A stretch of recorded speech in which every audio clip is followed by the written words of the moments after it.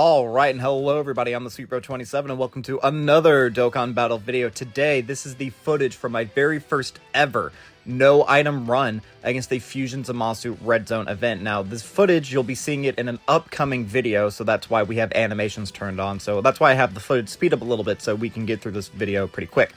So this run came down to a lot of luck and a lot of RNG. As you can see there, we actually have some pretty terrible opening rotations. We have two Vegeta and Trunkses and the GT duo. Normally you want the GT duo on turn 2, that way you can take a lot of damage turn 1 and then you can instantly revive. And since we don't have a Vegeta and Trunks on the next turn, that means we don't really have a good slot 1 option. That was my Vegeta and Trunks right there. We dodged. If we didn't dodge that, we would have absolutely been dead because we're going to take a ton of damage on this turn. As you can see here, we weren't actually able to get a stack off with my Vegeta and Trunks, so all like the stacking we're getting here, as you can see, we're taking a ton of damage. But now that the AoE did like almost 500k damage in total, the GT duo is now able to start getting off their supers, which is good. I won't really have to worry about them for the rest of this like turn, as you can see here, because they're getting damage reduction for all of these. They are getting defense on each one of the supers. And then the Vegeta and Trunks and the slot 3 right now, he's actually going to be able to get a stack. So even though he's not getting hit nearly as much as my Vegeta and Trunks did, by the time he comes back around, his defense is going to be a little bit higher, so he should actually be able to have that slot 1 ability. But this run really boils down to having good luck. As you can see, we're about to have the Boo duo on this turn, and having the Boo duo standby is exactly what we needed to win. So we're going to pop it right now, right away. And by doing so, this is one of like the tankiest units in the game. The condition is just as easy to get as it is for the GT duo, just have to be below 50% HP. There is no turn restriction, there is no nothing. And the thing you get out of this is you pretty much get an unkillable unit that has the ability to launch a massive attack stat later on during the fight. So we're like super low HP, obviously, like 23rd World Tournament Goku, he is not in God mode. He is guarding on this one turn, but his defensive stats are not high enough, and that's like best case scenario where he's supering. Normally you don't want him to super slot 1, but we were able to easily tank that, and then we're going to just barely live with the amount of damage that all those AoEs did. Just look at how low our HP is. We're like less than 10% right now. But we are able to just kind of crawl our way back through here. As you can see, 23rd World Tournament Goku, he's doing his thing. He's just doing a little bit of chip damage. He's really not going to be doing too much, but he is now built up very much. So he's gotten hit a couple of times, but his passive is going to get built up a lot. And then we have Pat the Power Kid Goku, who is giving just phenomenal levels of support and is actually able to tank well enough that we're able to get to turn 3, where we now have the future Gohan active going off here. So we're able to pop this standby right here to do the revive, and I believe I actually float off the GT duo. I believe. I'm not entirely sure if I did that or not, but obviously we're going to put Vegeta and Trunks into slot 1. That way they can get hit some more, because mine did dodge quite a bit on that first turn, meaning that they're not going to be fully built up, and they haven't had a chance yet to actually stack their attack and defense. So yeah, we are floating off the GT duo. It doesn't really matter because they only get hit one time. Because of the AoE, we do die. Future Gohan's actually the one who died, taking 100k damage, which I feel like is very uncharacteristic for that character. But that is neither here nor there, because we wanted to die on that turn. We're about to enter turn 4. We're going to have full HP recovery. 23rd World Tournament Goku, he is now into God mode. He now has his guaranteed guard. He has the guaranteed additional. He has the extra attack. So we are in a very, very, very good position moving forward. We now also have a Vegeta and Trunks on this turn, so we now have a slot 1 option. So I don't actually remember quite what we do here. As you can see, I'm checking out defensive stats. I am trying to get better about doing that for like showcase events. I like to show off the actual stats. Yeah, we keep on the Boo duo, which I guess makes sense. That way we have the ability to launch the Spirit Bomb. Because I believe, I'm not entirely sure, but I believe in this exact instance, if I were to float them off, by the time they would come back around, we wouldn't, like the turn restriction for their standby would wear off, meaning that they would revert to the SSJ3 and SSJ2 form, and I don't think we would actually get to launch the Spirit Bomb. So keeping them on main rotation was probably the best decision. Even though 23rd World Tournament Goku missed out on getting a couple of extra hits, it doesn't really matter because he is going to be very powerful throughout the rest of the run.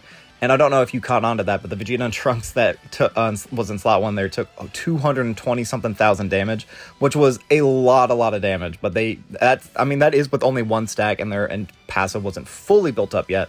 But on this turn, it's actually very powerful. Having the combination of Future Gohan and Path the Power Kid Goku, you have a lot of support on this rotation.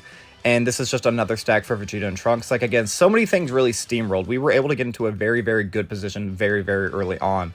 And we do actually kill this turn. I do believe Future Gohan, he should be able to wrap things up right here, which is great because now we get to enter the first turn of physical Zamasu, and we still have the Universal Spirit Bomb in our back pocket, which we do actually have to launch here, but that doesn't even really matter because we're able to just safely keep the Buu Duo into slot 2. There's absolutely no attacks there. Now, they haven't gotten any defensive stacks at all, and that's what like their whole defensive mechanic is, because we launch this immediately on turn 2. This is actually going to be the first turn where we get to see what they're capable of offensively. And let's be real, they would have died to a single normal, like, I do enjoy this character, but without having any defensive stacks up, they would not be able to tank. So we're in a little bit of a kind of a situation here because I didn't know if Vegeta and Trunks would be able to reliably tank. They were the only unit I was worried for, but no, they are now fully built up. They are fine. There was no super attack. A super attack might have actually killed us just with the amount of damage we would have taken the rest of the turn from normals, but it doesn't even really matter because they are doing great. And again, we're going to just get to see some explosive damage on this turn. The Buu Duo and the GT Duo, they do link up very well together, and they are just such explosive characters.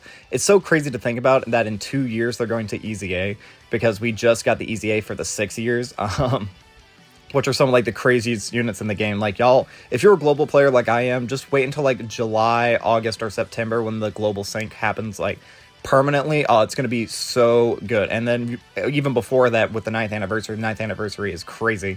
But we are now on the turn we were able to activate Beast Gohan's domain, and we're actually able to launch off some very powerful active skills, starting off, of course, with the Vegeta and Trunks one. This is one of the best active skills in the game, in my opinion, to this day, because it does a lot of damage, and it does give very good defensive support to the rest of the rotation.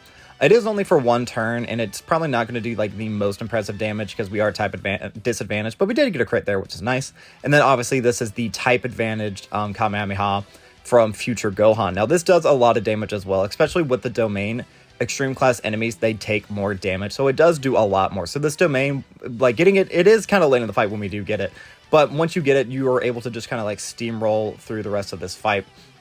And again, we're just going to float off 23rd World Tournament Goku here, which is a little bit scary because, again, he does kind of have to get hit to be built up. Even though he is in his God mode, he is far from being, like, the savior of the game.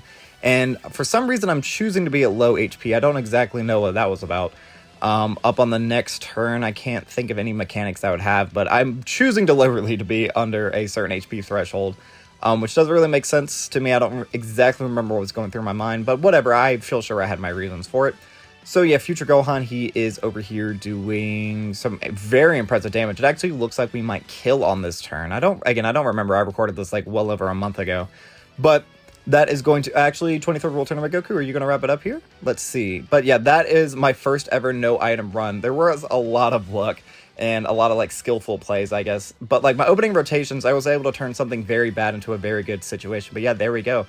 So yeah, that will be all for now, guys. I've been the SweetBro27. I'm a variety Twitch streamer and an up-and-coming YouTuber trying to make it big in the world. I have a Twitter, a Twitch, a TikTok, and a YouTube, the links of which can all be found in the description of this video. And while you're down there, don't forget to like, subscribe, share me around, and leave me a comment, positive, negative, or indifferent. I would love just any sort of interaction I can get from you guys, but that's going to be all for now. So as always, I've been the SweetBro27, and I am signing off.